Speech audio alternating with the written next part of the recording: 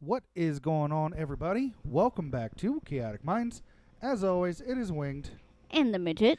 and we are back after a few weeks of not being here, and for a very, very good reason. Yeah. Midget, why were we gone for 2 weeks? I was in the hospital Yep, for the last 2 Saturdays. yep. Yay. So I spent 8 days in the hospital. we Them didn't tell me I'm all fucked up. we didn't do the show because, well, medical emergency, which does happen. And, we apologize that we were gone for as long as we were. Kind of can't help some things. Like, I got out the 4th of July. It's barely the whatever the day is. it is the 13th. God. Sorry, we've been no. gone 3 Saturdays. Oh, okay. But no, like, should we have had some stuff already done? Probably. Did we? No. No. We're like, oh, we'll do that later. And then Well, when we need it, we just now we don't have- it. Now we have time. Yeah, don't remind me. I can't go back to work. Yeah. And I'm bored. Out of my fucking mind at the house. Well, at least this way you can look up cool stuff to talk about. Yeah. You can watch some stuff that you want to talk about.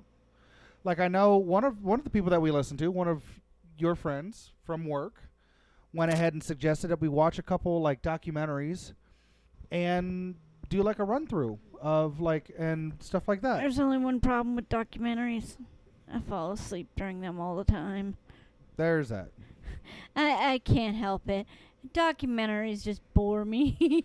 There are some that I will say that are very, very, very, very dry.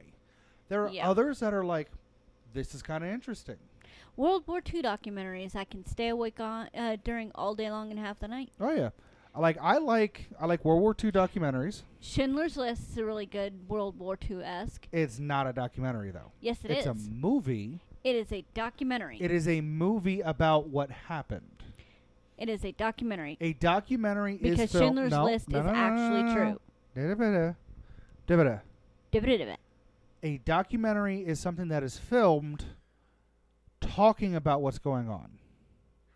Schindler's List, you watch as if you are with Schindler. No. Not a documentary. It is a true story, not one of those based on a true stories, which have so much fucking creative license that is not even funny. Yeah. No, Schindler's List is a true story told. Yes, and that's kind of what Same thing with like Diary of Anne Frank. Granted, I don't know if that's ever been made into a movie. It may have. I don't know. No. But no, it's been made into several plays, yeah. and it's an actual historical, like, what happened. Yeah. But I mean that's kind of sort of like the stuff that I go for, like historically accurate movies are the closest to a documentary that I get, Yeah. other than actual World War II documentaries, and those are very few and far between and hard to come by. Yeah. But yeah, I just can't. I can't do it. Like I can't do those. There are some Eh.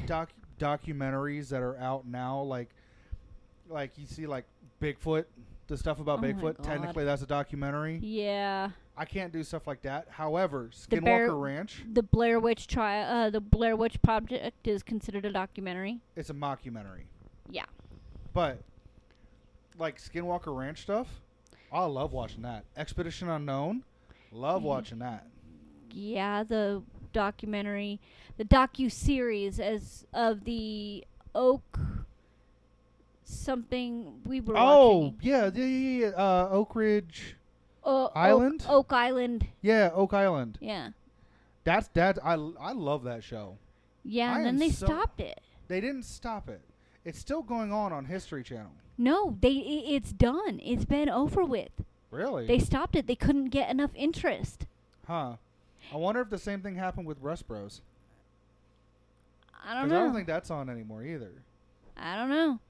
All That I was know another is show that we liked watching. everything we like to watch is getting taken off the fucking air because we're a couple of weirdos that like off the wall shit. I mean, that's a thing. Like, if they're not getting enough ratings, then they're not going to do it. Like there used to be a show. Motherfuckers, you got 2 ratings.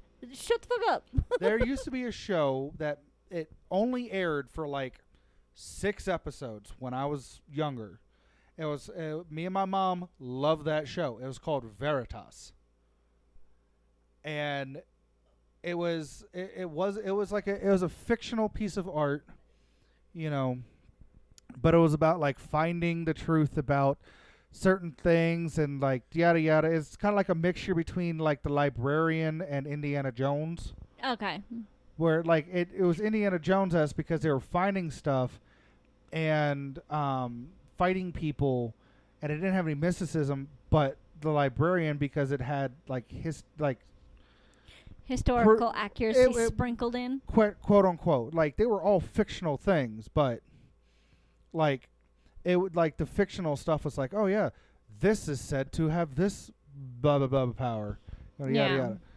It was a cool show. It was only on for 6 episodes. Then one day we go to watch it, and like it's not on anywhere. So my mom goes ahead and she called ABC and was like, hey, what happened to this show? They're like, oh, it didn't get high enough ratings, so they canceled it. They're not showing the rest of the season. And we're just like, well, that sucks. But we want the rest of the season. Can we have it? Yeah, I mean, like, look what happened with Fringe, right? Mm-hmm. Fringe, that show was out there. That show Yeah. was weird. That has a cult following. I could not get through a single episode. I couldn't either. Granted, I also couldn't get through X-Files. I couldn't get through a single episode of Fringe, and I don't know why. It just nope. Another one X-Files, I've seen every single episode. another one that I thought I was really going to enjoy, but Okay. then just couldn't get into it. The Magicians. Yeah, I couldn't get into that one either. I thought I was gonna love that show because magic and da da da. That's just boring as fuck. I couldn't get into it. Like it was boring for me. Other people really enjoyed it because they did multiple seasons. There's another one that's kind of magician based that I thought I was really gonna get into, and I watched 1 episode, 2 episodes maybe, and then I just couldn't get past it. And then everything that's come to light since then, Chris Angel, Mind Freak. I could not stand that show. I watched 2 episodes, maybe, and then I just, like, something was off. It just put me off. And then all the shit that's come out about him since, about Yeah. different things that he's done and things that he's accused of doing, and I'm just like, that's See, probably why. I don't like shows like that. Like, I couldn't get into my Chris Angel. I can't get into David Blaine. You know, stuff like that. I can't get, like, if I'm watching Yeah. a show, I couldn't get into, what's that, The Magician's Secret? Yeah, Magician's Secrets. Yeah. Yeah. Couldn't get into that show. Like, if And I'm, you know if the I'm funny thing watching is something magic. Is later on, correct me if I'm wrong, later on in the Magicians series, they actually had Penn and Teller on there. I don't remember because I never watched it. I don't remember either. It's I been know so that long. Penn and Teller have Fool Us, which is a great show. I love Fool Us. Yeah.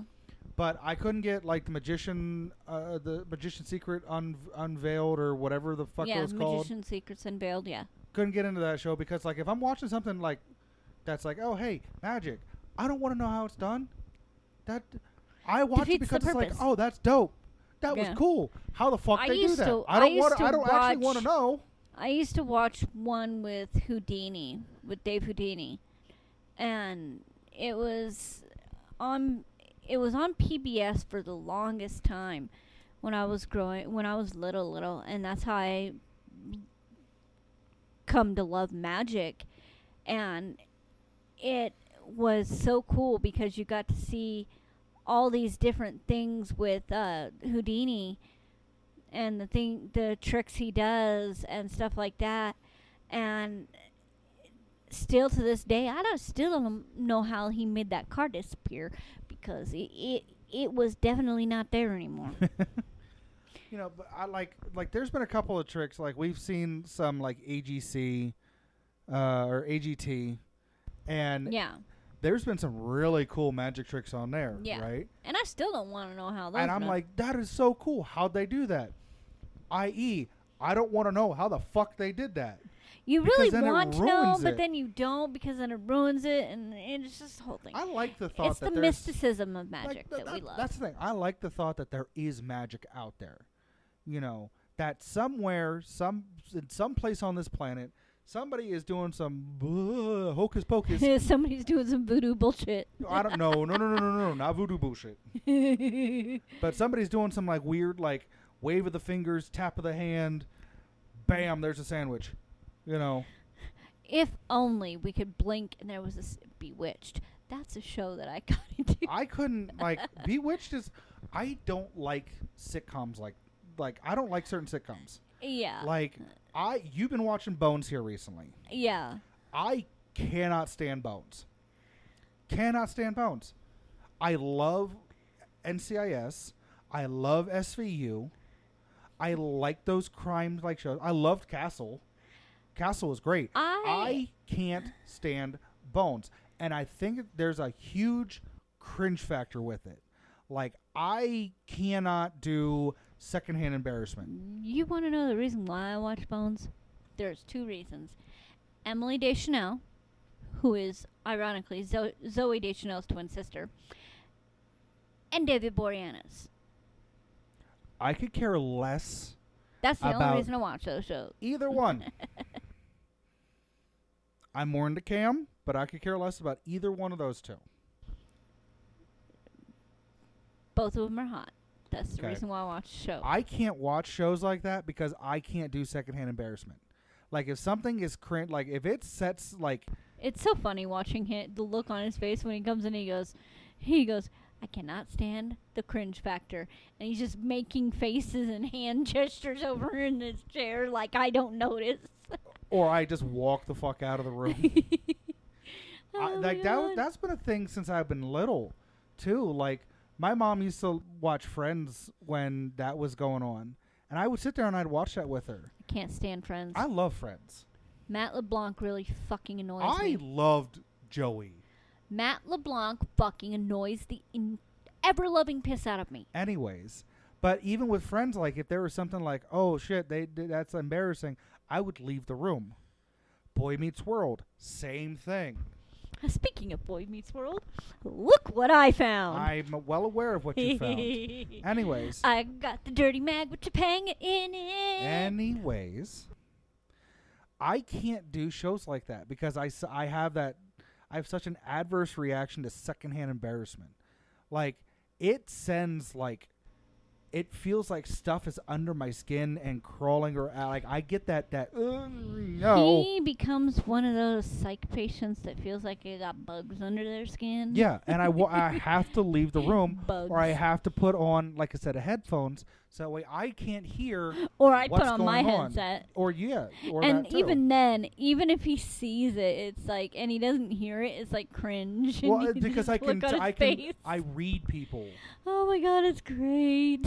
I read people. Like, That's the biggest thrill for me to watch Bones right now is because I put it on right before you come home just for the purpose of seeing you go from, hi honey, I'm home, to cringe.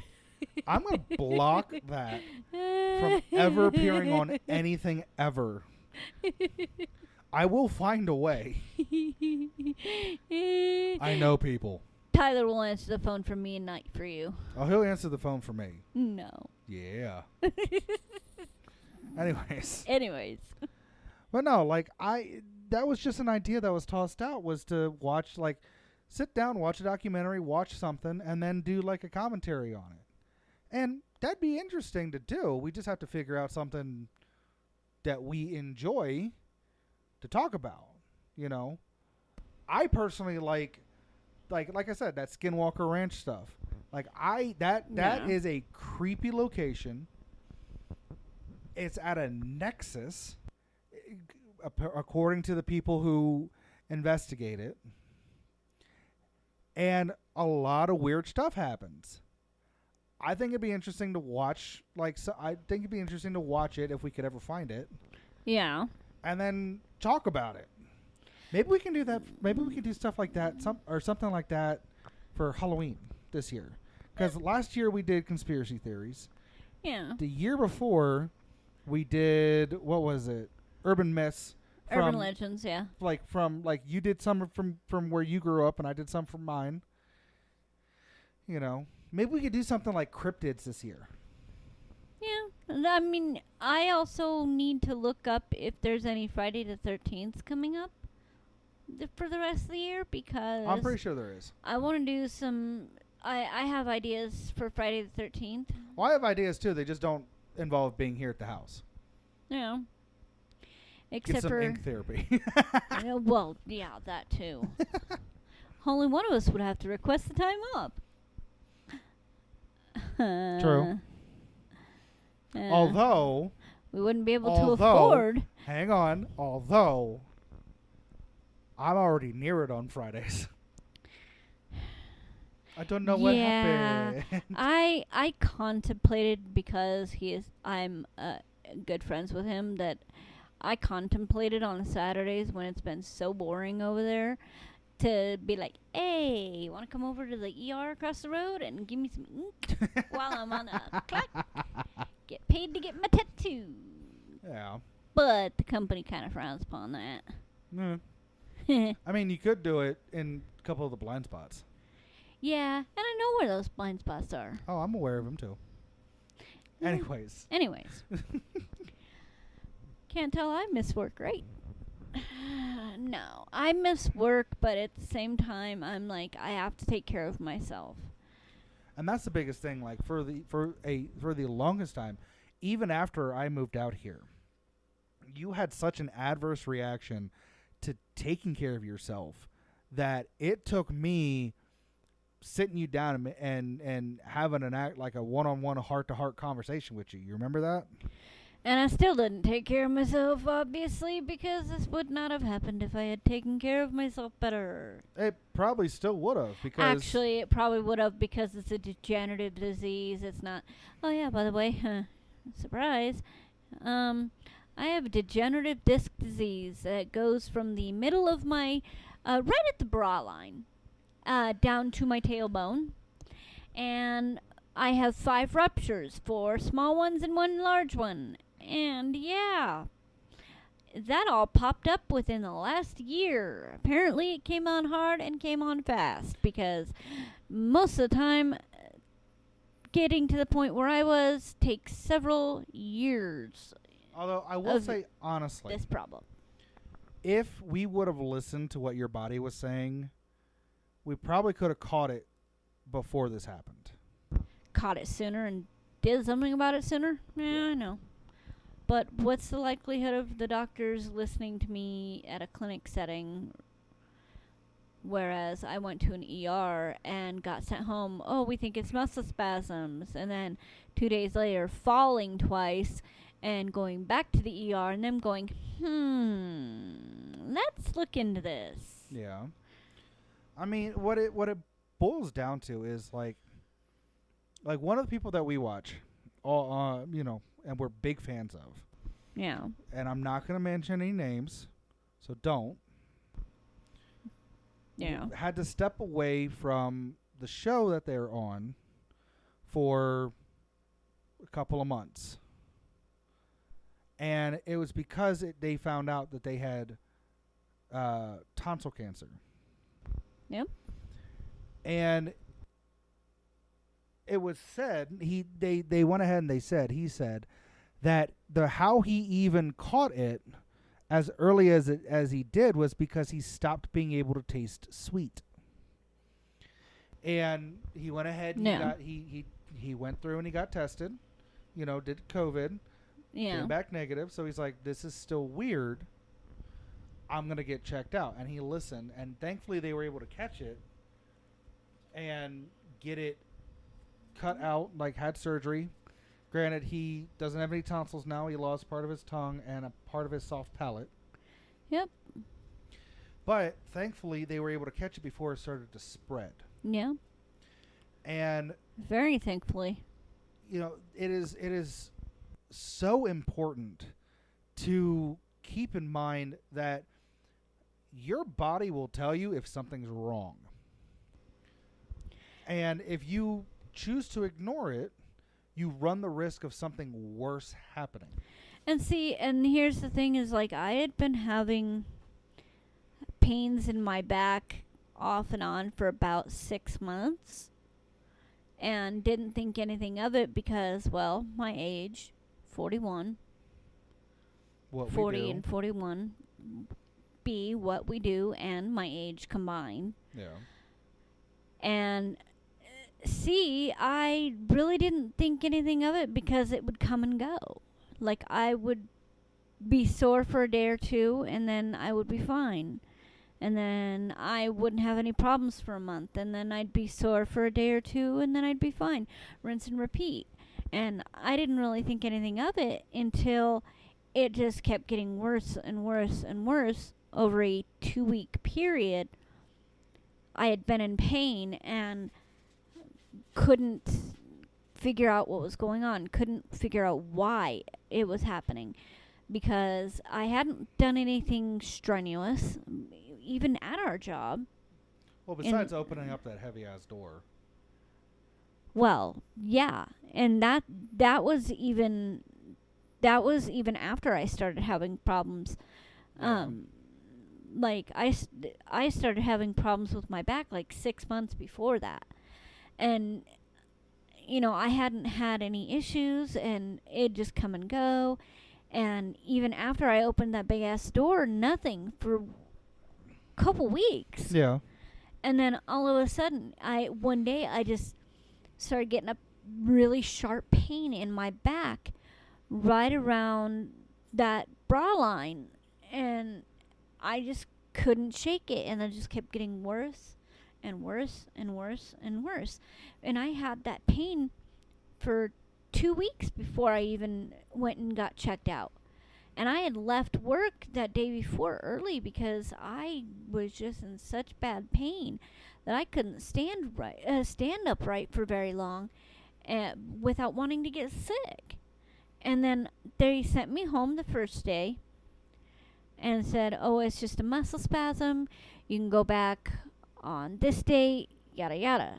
Okay, cool. Not a problem. 2 days later, even after taking starting the meds and everything else, I fell twice. And then Dr. Prince called and was checking on me, and I had told him what happened, and he goes, "You need to go back now." And I told him, "Okay, I will go back today. I just want to get a little bit of sleep first, or try to." And he's like, "Okay, that's fine." So I went back and told them what the doc said. And then I told him that the pain is quite literally uncontrolled. And I could not get into a comfortable position to sleep. I couldn't eat because the pain was so bad. Even building up to the even in just those 2 days. And then when I stood up and fell, and then stood up and fell again, our son was like, I don't know what to do. He felt like he hurt me because he tried to help me up, and I smacked his hand away because I literally could not communicate because the pain was that bad. Yeah. And then when I did go back, they're like, "Huh, that's weird. That should have gotten better with a muscle strain with the steroids and the muscle relaxer and the 5 milligrams of oxy." No, no, no. When I got to the hospital that second day, they were like, "Yep, time for an IV." Put an IV in, and then next thing I know, it's 4 days later, I'm in the hospital, I'm upstairs, and I am being told I am on IV morphine, and I am on 15 milligrams of oxy every 4 hours, on top of the IV morphine every 4 hours, on top of the on top of the 500 milligrams of Robaxin, which is a muscle relaxer, every 4 hours. So I was quite literally so drugged out of my brain That that you ordered an ice maker and didn't realize that you ordered an ice maker off of Temu. uh, apparently so, because I had something coming in. No, that was after that was during the ER. No, it couldn't have been. Nope. Holy shit, it had to have been during the ER the second day. Yep. Yeah, I was high as a kite. High as a kite is quite literally down below me, because I was higher than a kite. But But by the time I realized it, it was 4 days later, and I was like, how much Oxy? How much Robaxin? How much? Wait, IV morphine? Apparently, they tried to give me Dilaudid, and I threatened to kill somebody.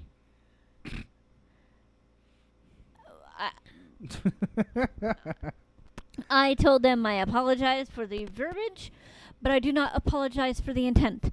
Because the last time I had IV Dilaudid, which is quite literally one of the most addictive and the most pain relieving substances on the planet, inside and outside of a hospital. That's why a lot of nurses and doctors will get addicted to Dilaudid. anyways, But the last time I told them the last time I had Dilaudid, I socked a doctor in his face and grabbed a nurse by the scruff of her collar. Well, I actually grabbed her by the nipples, apparently, and I threw her across the room. So yeah, Dilaudid is not for me. Dilaudid turns you into the Hulk. Dilaudid turns me into a fucking psycho. I mean, No, I mean, there is me and another person, me wanting to kill other person. No, I would go on a murderous rampage and feel nothing. I have zero empathy, zero. I don't have anything. I don't have feelings for Anyways. anything when I'm on Dilaudid. anyways, I already don't like the feeling of medication being in my body that doesn't give me that sense of control. yeah, Because I feel it's why I don't drink a lot. yeah. If I drink, it's one drink every once in a while, or a couple of drinks every once in a while. Nothing major. It's because I don't have that sense of control. When I am intoxicated, whether it's by drugs or alcohol, I don't have that sense of control. My mom's the same way. If I take a high dose of narcotic medication, I will lose that sense of control and I will not be a pleasant person. I turn into a raging cunt. And I know Anyways, that. Long, Anyways. long and short of things. Dilaudid sucks. Morphine's great. If your body starts telling you, hey, something's off, Slow down. you should probably go ahead and talk to somebody. Now that's just not like physically, that's also mentally too. Like if you're sitting there and like something feels off in your head, talk to somebody about Or it. you feel like you are not yourself. Talk to somebody. Get the help that you need before it gets worse. It could be something small. It could just be like a little blip, you know. However, it's always better to get looked at and checked out than to not and have to go through a bunch of stuff to try to play catch up.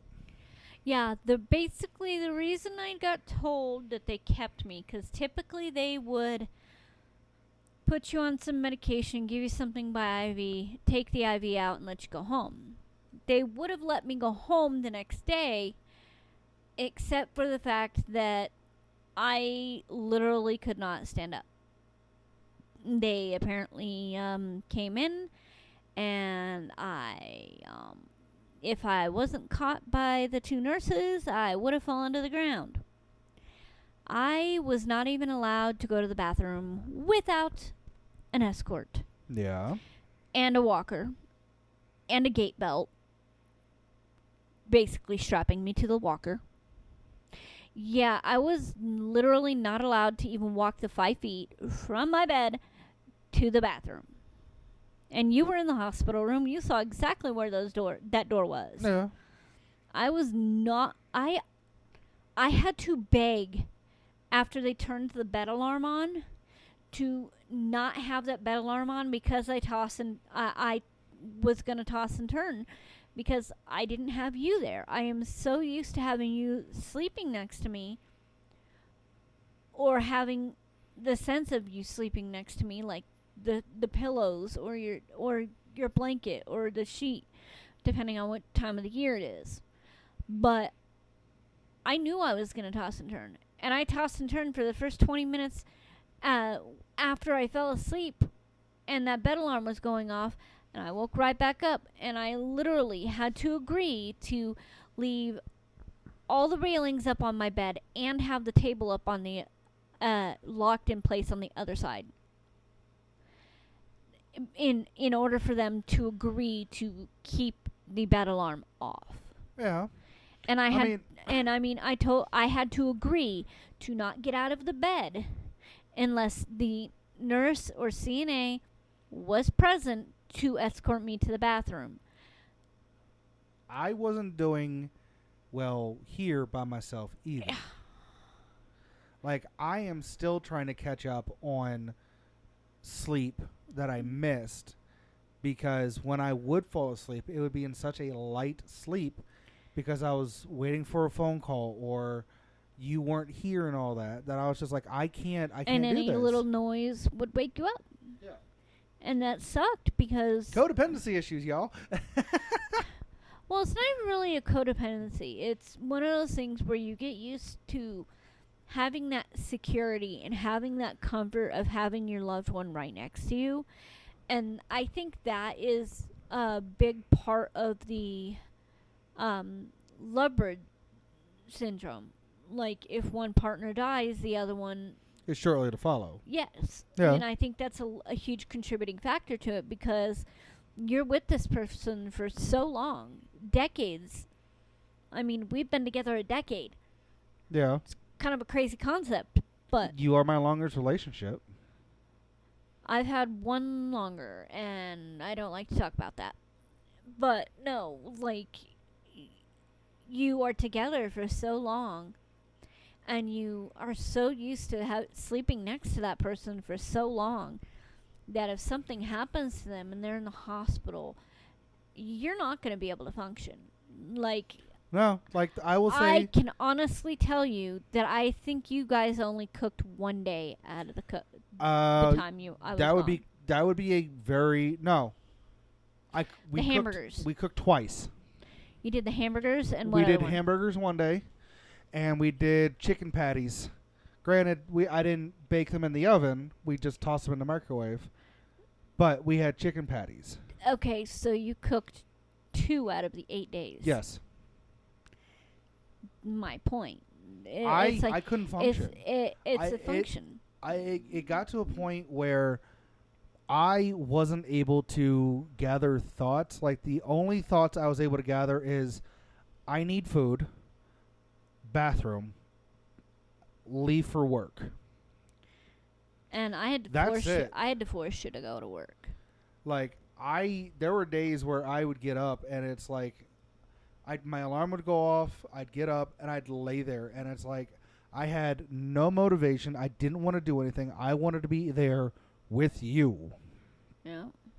And I couldn't because I had to work and I had to make sure that the kid ate, you know.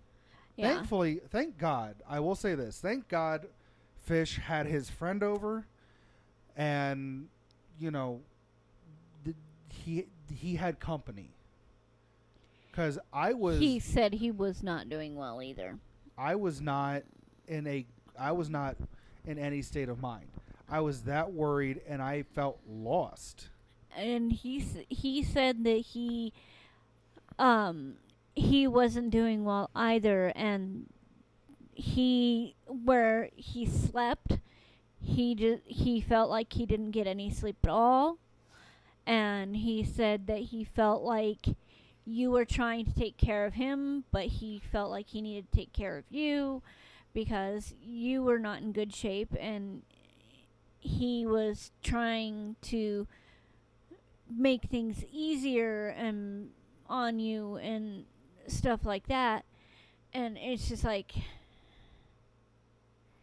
it's hard to hear because I was gone for 8 days, and the only thing that I could think about is when what the house is going to look like when I got home. I tried to make sure that the house was at the same level or at the same state that it was when you had left.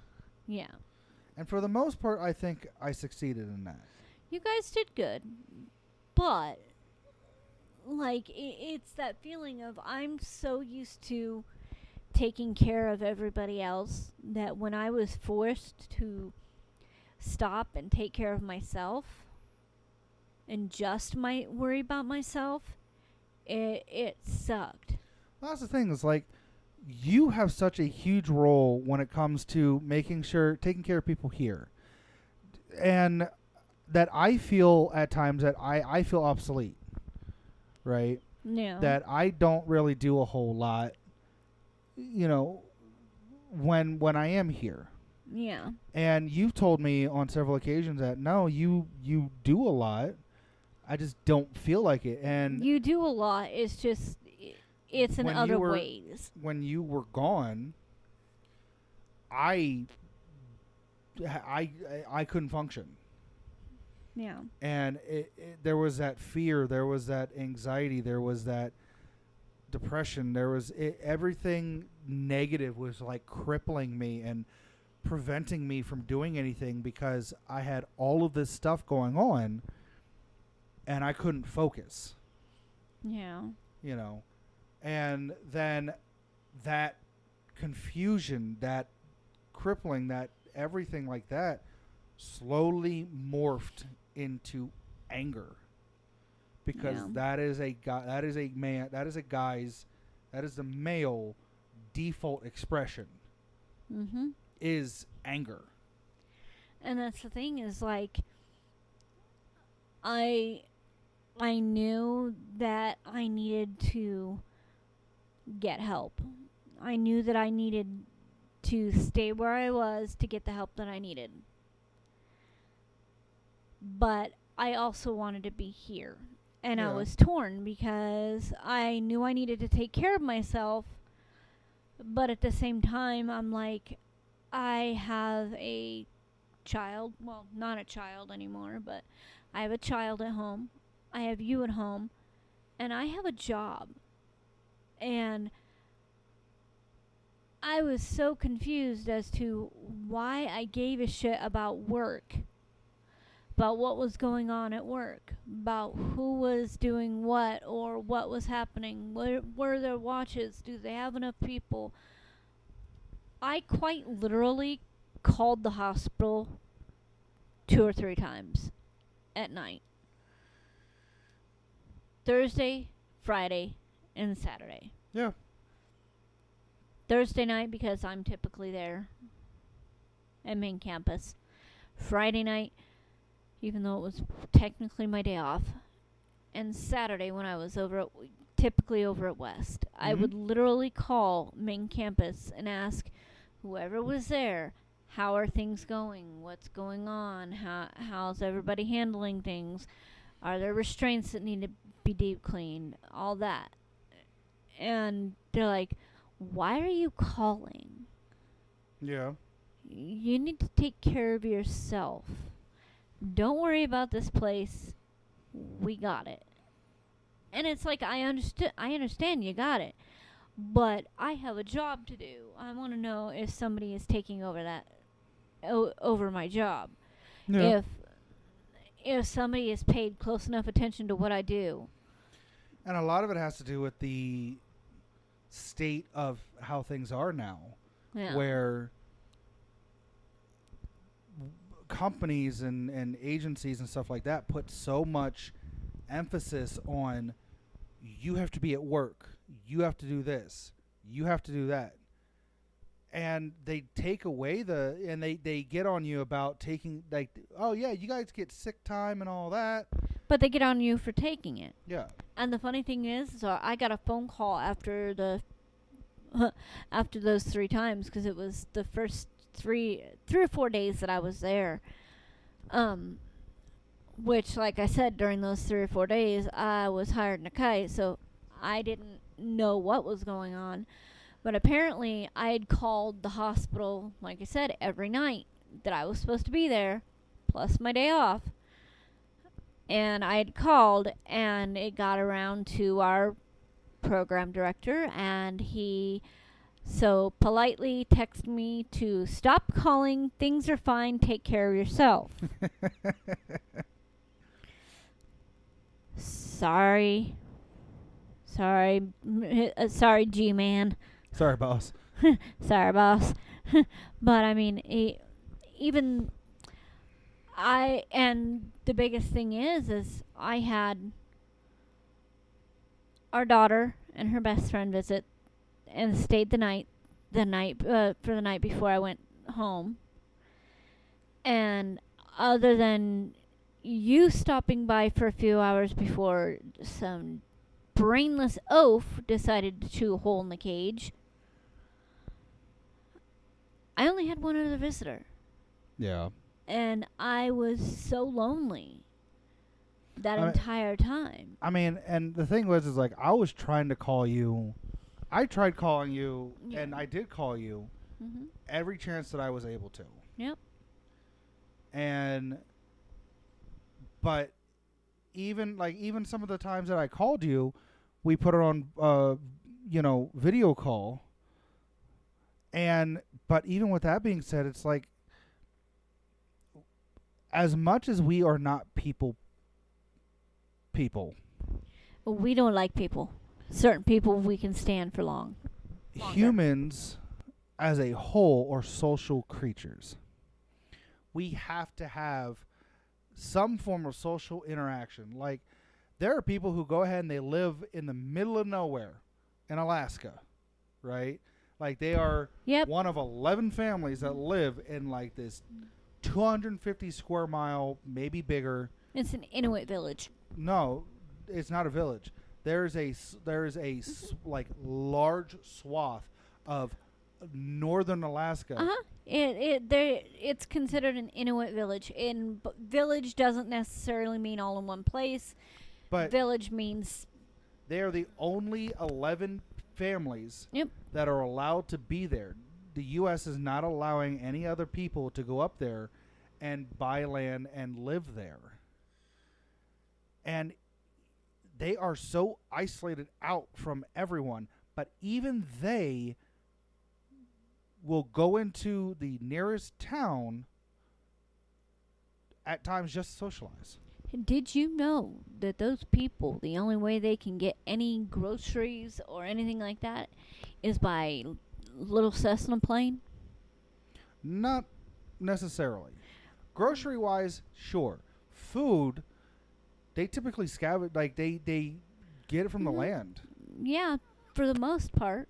But the stuff that they couldn't get from the land, they had to ship in by a little Cessna. Yeah. The only reason I know that is because that's where I was born. Yeah. But no, it's like humanity and humans as a whole are typically social creatures. But when you are stuck in a situation where you're in the hospital for 8 days like I am, not a lot of people are going to be able to take time to come visit. Yeah. And I understood that on one part. On the other hand, I did not. Because I can tell you a few friends and family, or people that I consider family, that live in this area that don't work other than their own little business that they have of their own, or don't work outside the home and can take whatever time they need or make their own schedule. They didn't even come up to visit, and they have no excuse, because every single time that this person, one of them in particular, has been in the hospital in the last 5 years, I have been there every single day. Yeah. A couple of other people, they would text me or call me and say, "Hey, I'm so sorry I can't be up there with you, but I just wanted to call and talk to you, see how you're doing, see if you needed anything, and I'd find a way to get it up to you." People that actually called or text me or snap message me or whatever, carrier pigeon, I didn't care. Yeah. Anybody that sent me a message to at least say, "Hey, how are you doing? Are you doing okay? Is there anything that I can do? I can't go up to the hospital, but maybe I can swing by the apartment and see how the boys are doing." That type of deal. The one person in particular that I am very upset at, I finally got a message from yesterday. Sorry, the day before yesterday. And they're like, "Oh, yeah, I saw that you were in the hospital, but I had things to do." Yeah. You didn't even call. You didn't even text. You didn't even message me any way, shape, or form. But every single time you've been in the hospital, I had to be there every day. Otherwise, you'd be like, "Why aren't you here? Why aren't you here?" And thinking that I don't care. I will say this to kind of divert from that. Thank God for our neighbors across the hall. Yeah. They have been a godsend Yeah. over these last couple of weeks, and I am so thankful for them that Yeah. I have to say it. Thank you guys so much for giving us a hand, especially and for being willing to, help us out Yeah. in these last couple of weeks. Like, I honestly I don't know how we would do things. Ben and Andrea have, and I can say their names because I told them that, we do this, and they're like, "Oh, that's cool." Ben and Andrea have been the best neighbors, hands down, that we've ever had, other Well, than Pookie. I was gonna say -1, my Pookie. But, they have been the best neighbors, hands down, that we've had in a long time. Now I will say, when they first moved in, it was a little rough because we had gotten so used to across the hall it being so quiet that when they moved in and it was a little bit loud, and we didn't realize the situation that they were in. exactly. But as we've had conversations Yeah. and gotten to know them, Mhm. and I mean y'all swapped food and recipes. Yeah. It. Andrea bakes wonderful bread. Thank God for those two. Yeah. I think the fact that we were able to meet some awesome people. Granted, or get closer to some awesome people. Granted, not through means that I would ideally want, but Yeah. we were able to get through this whole thing thanks to them. And that's the funny thing, the day that I went back to the hospital and was kept, he's like, I usually, we have a deal, worked out. $5 he'll take me anywhere. Well, It's a running joke with us. yeah. And he's like, "Don't worry about anything. We're getting you seen. We'll talk after. We'll talk after." And I kept trying to tell him, "No, no, no. We can stop. No, no, no. Nope." He's like, "No. You are going to the hospital. You are getting seen. You are getting taken care of." So, I don't know. Thank God for them. I like I said, And even now, they're still helping us out. like they'll swing by here when we're when I'm not here. They'll swing by and Yep, they'll make knock sure that you're doing okay. or text. But they are just. I miss having neighbors like this. Exactly. Like when I was a kid, back before all this stupidity happened, where it's like, oh, don't trust your neighbors. The world blew up. Yeah. Like I remember being a kid going outside. Even when I was living even when I was living in like a suburb of Harrisburg, a place called Lemoyne. It wasn't great. I'm just gonna be out there. Wasn't the greatest neighborhood in the world. However, we could go outside and play, and all the kids in the neighborhood would come over, and we'd all just hang out together. You know. Then when we moved out to Edders, Yeah, and we you were on told the me. cul-de-sac, Yep, you told me. we'd be out all night. Like my parents knew all of the kids' parents. Yep. And there was several times that we had like neighborhood, like a block party. Your mom mentioned something about blocking the end of the cul-de-sac Yep. off for barbecue, Yep. so that the kids could run in and out of the street and wouldn't have to worry. Yep. Something about police threatened to give tickets if they blocked it off anymore, and they still blocked it off, and then they got permits from the city or something like that to. I don't know. One of the years that actually happened. But yeah, we would block off like part of the neighborhood, like two of the families that I used to play with, they were at one end and one half of the cul-de-sac. And so like what we would do is we'd block off their section of the end of the road. And we'd set up like picnic tables, and everybody would bring grills out and stuff like that.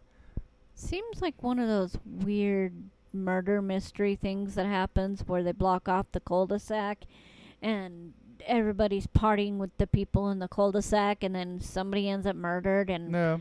and But no, we would play Sorry, I watched we- too many crime shows. we would play manhunt, we'd play hide and go seek in the dark, Tag, stuff like that. I wasn't Red allowed Rover. I wasn't allowed to be the person being hunted. Red Rover after- became a pastime of mine because we clotheslined a kid too hard. Yeah. But like we used to be able to go ahead and have these conversations with neighbors and whatnot. And as the years have gone by, it's gotten more and more of into like the you keep everything to yourself. You don't talk to your neighbors. You don't do anything with your I neighbors. hate the fact that you can't, that it became a point of not talking to your neighbors and staying to yourself. It's just weird. And I like if I like my neighbors, I'm gonna sit there and like every time I see them, I say hey to them, or I'll talk with them, stuff like that, and because that's just how I am. But like we had when we first moved in here, we had that one neighbor who we thought was cool, and then everything went fucking wonky, and then they just dipped one day. Oh, no. The first set of people that were there was the bang, bang, bang, boom. No, that was the second set.